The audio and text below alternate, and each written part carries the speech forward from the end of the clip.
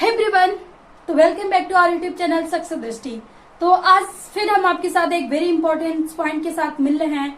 और देखिए, हम पहले ही आपको वीडियो में सेपरेट बता चुके हैं दिल्ली में कितने मेडिकल कॉलेज हैं और कौन किसके अंतर्गत आते हैं।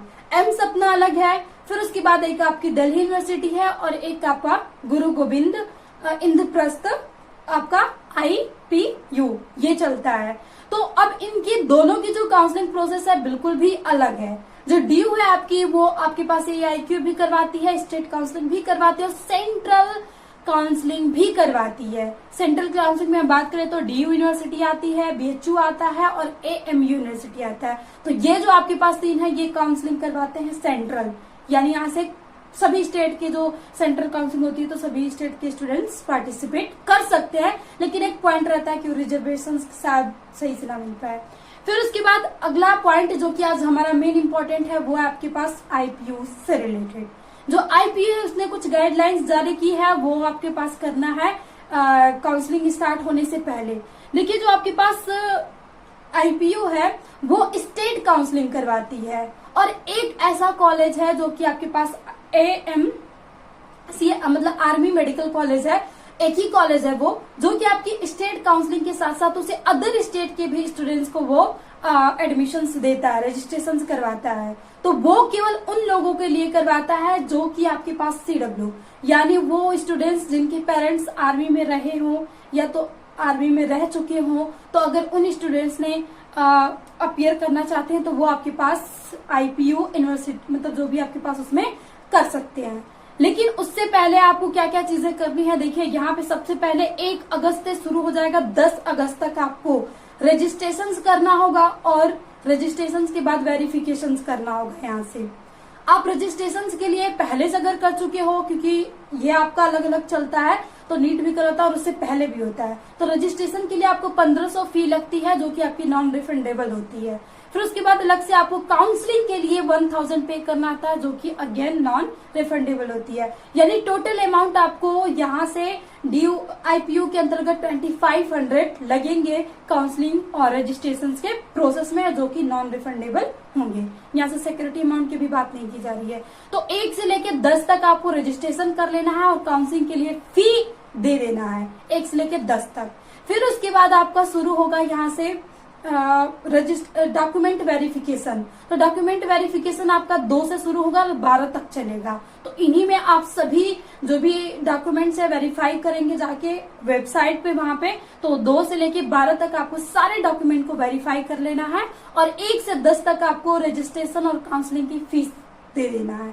आप बैंकिंग द्वारा, नेट बैंकिंग द्वारा, गूगल पे, जीपे मतलब सभी से पे कर सकते हो। वहां पे कोई ये नहीं है कि आपको कहीं अंदर जाके करवाना है या किसी काउंसलर को ही आप हायर करेंगे तभी काउंसलिंग हो सकती है, वरना नहीं हो सकती है। तो यहाँ पे भी अगर बात करें यहाँ से पूरा मेडिकल कॉलेज तो लगभग MBBS के लिए 600 समथिंग सीटें होती हैं और यहाँ से BDS के लिए बस एक ही कॉलेज है तो वहाँ पे केवल 50 के अराउंड सीटें होती हैं। BDS इसमें आपके पास IPU में नहीं आता, केवल एक कॉलेज है तो उसमें एक ही कॉलेज में कितनी सीटें हो सकती है, केवल 50 सीटें ही होंगी।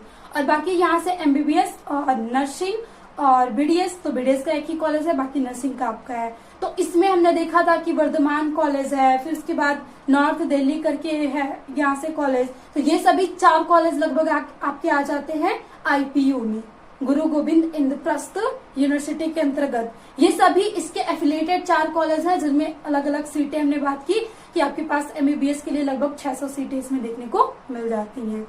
और ये वेरी इंपॉर्टेंट था कि आप सबसे पहले यहाँ से अगर रजिस्ट्रेशन नहीं करवाओगे तो आप काउंसलिंग में पार्टिसिपेट नहीं कर सकते हो। तो जो स्टूडेंट्स कर सके तो उनका सही है, लेकिन जो स्टूडेंट नहीं किए हैं वो प्लीज जाके आपके पास नीट, क्योंकि इसके अलग भी होते हैं और नीट 2024 के अनुसार भी आप रजिस्ट्रेशन कर सकते हो। तो नीट 2024 के जो भी कैंडिडेट है वो जल्दी से जाके रजिस्ट्रेशन कर ले और काउंसलिंग फी दे दे ताकि उनकी काउंसलिंग अच्छे से हो सके। और उन्हें अगर ये कॉलेज मिलता है तो अगेन ये दिल्ली के अच्छे कॉलेज है तो यहाँ पे वो एडमिशन ले सकते हैं। और कट ऑफ की बात करें तो यहाँ के इन कॉलेजेस की लो होती है, तो जिनके कम मार्क्स हैं तो उनके ज्यादा चांसेस हैं जो दिल्ली स्टेट से हैं और बाकी CW से जो रिलेटेड है वो यहाँ पे अपना एडमिशन करा सकते हैं। तो आई होप आपको ये वीडियो इन्फॉर्मेटिव लगी हो, तो प्लीज जितना हो सके उतना ज्यादा शेयर करिएगा। और हाँ, हम मिलते हैं अगर कोई न्यू अपडेट आती है तो न्यू अपडेट के साथ। तो आपसे यही रिक्वेस्ट है, हम हर एक वीडियो में कहते हैं कि प्लीज काउंसलिंग वेरी केयरफुली करिएगा, क्योंकि एक काउंसलिंग आपकी सालों मेहनत बर्बाद कर सकती है। तो इसलिए काउंसलिंग में जो भी हो, चॉइस फिलिंग, कॉलेज फिलिंग, ये सभी एकदम अच्छे से करिएगा, रैंकिंग, मार्क्स सभी को देखते हुए अच्छे से काउंसलिंग करोगे तो आपको सही से कॉलेज, जो आपको कॉलेज करो चाहोगे वो कॉलेज अलॉट होंगे। और थोड़ी सी गड़बड़ी हो तो भाई एमबीबीएस मिलने वाला था और आपको बीडीएस मिल जाए तो फिर क्या कर सकती हो।